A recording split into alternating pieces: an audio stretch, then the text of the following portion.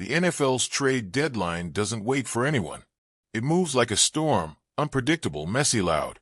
And somehow, the Miami Dolphins found themselves standing right in the middle of it, not by accident, not by chance, but because something in that building finally cracked. Something that had been held together for too long by patience, politeness, and promises that never quite became real. You could feel it brewing. The silence before the announcement said everything. The kind of quiet that isn't peaceful, but heavy. The kind that means decisions have already been made, even if the words haven't been spoken yet. And when the name Chris Grier came out, it wasn't a shock. It was more like an exhale, the release of a tension that everyone had been holding for years. The Dolphins didn't stumble into this moment. They walked right into it. Week 9 hit early with that Thursday night game, and when it was done, the noise began.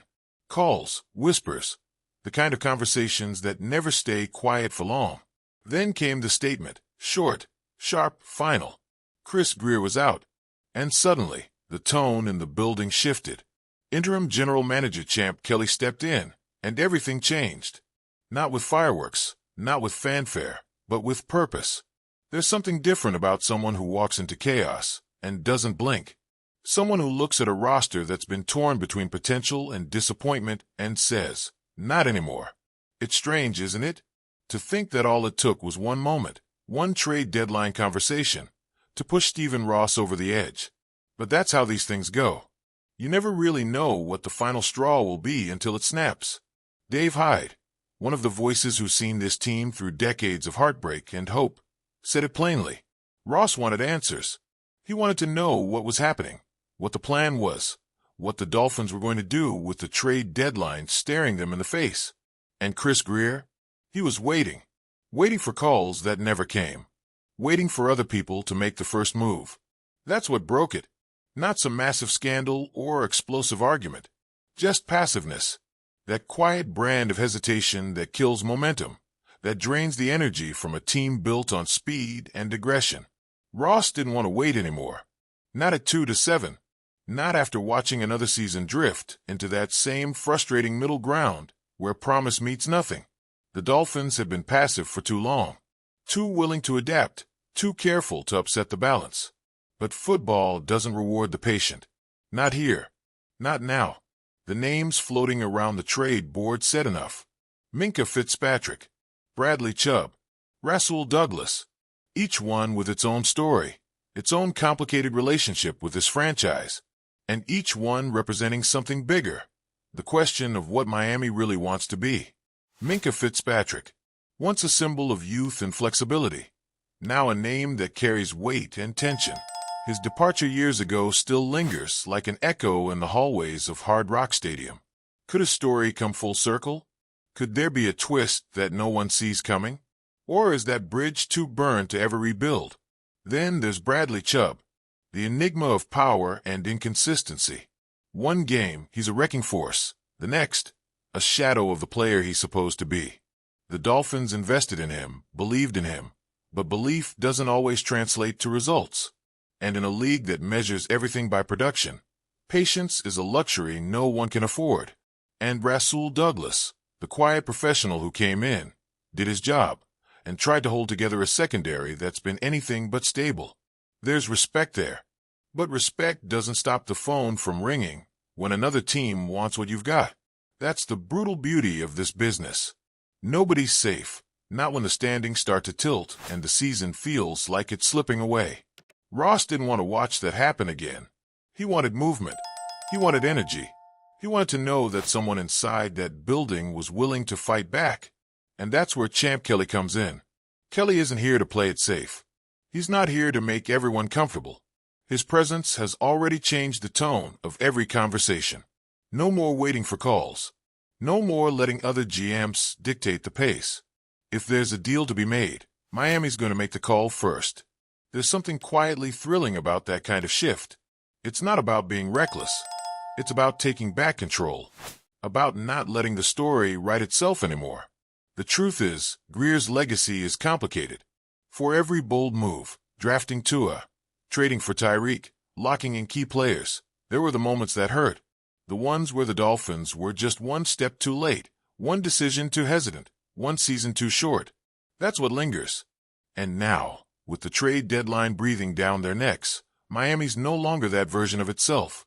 There's a pulse again, a spark, because being proactive isn't just about making trades. It's about setting a tone, the kind of tone that tells every player, every coach, every fan that this team refuses to accept the same story repeating itself. The locker room feels it. You can sense it in the way players talk now. There's curiosity, maybe even a bit of uncertainty. But underneath that, there's energy. The kind that comes from knowing that things are moving, even if nobody knows exactly where yet. And that's the thing. The uncertainty isn't fear anymore. It's fuel. The Dolphins might not win every trade. They might not nail every decision. But for once, they're doing something about it.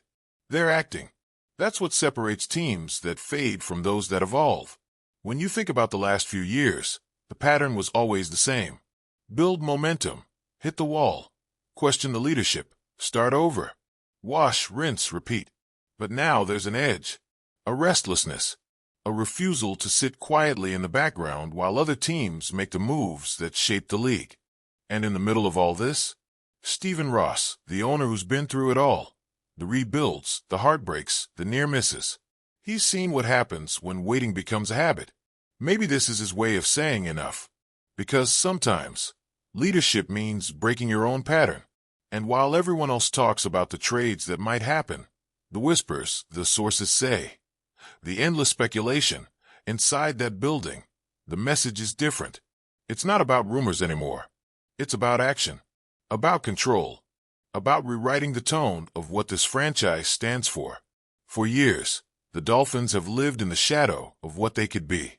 Fast, explosive, dangerous, but always a step short. The AFC East has turned into a battlefield, and Miami's been the team with the potential to dominate, but not the consistency to finish. That eats at people. That creates a hunger that no draft pick or free agent can satisfy. That's the energy now. The hunger. Kelly's approach is already starting to reshape things. He's not talking about the long-term rebuild or the 3-year plan. He's talking about now. About what this team needs in the moment. About not wasting another second. The players feel that urgency. The coaches feel it. The fans, too. They've waited too long for a version of the Dolphins that plays like it means it. And maybe, just maybe, this is the beginning of that version finally showing up. The trade deadline isn't just about numbers or contracts. It's about message. It's about sending a signal that this team refuses to fade quietly. That even in a season where the record hurts and the critics are loud, there's still fight left. That's what makes this moment powerful. It's not pretty. It's not polished. It's raw. It's the kind of turning point that doesn't come with a speech or a headline. It comes with a decision and the courage to stand by it. Chris Greer's chapter is closed. That's clear. But in its place, something unpredictable is beginning. Something that doesn't feel safe, but feels alive. There's no guarantee how it'll end. Maybe some trades fall through. Maybe some don't work out. But for once, Miami's writing its own story. And that matters. Because this league doesn't care about potential. It cares about presence. About who's willing to step into the chaos and own it. And right now, for the first time in a long time, the Dolphins aren't just watching the chaos. They're part of it. They're driving it. It's messy. It's uncertain. It's exciting. And it's exactly what needed to happen.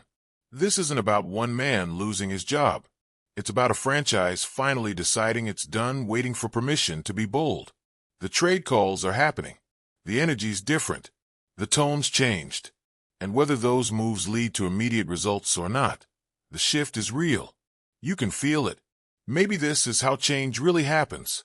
Not with a plan written on a whiteboard, but with a moment of frustration turned into action.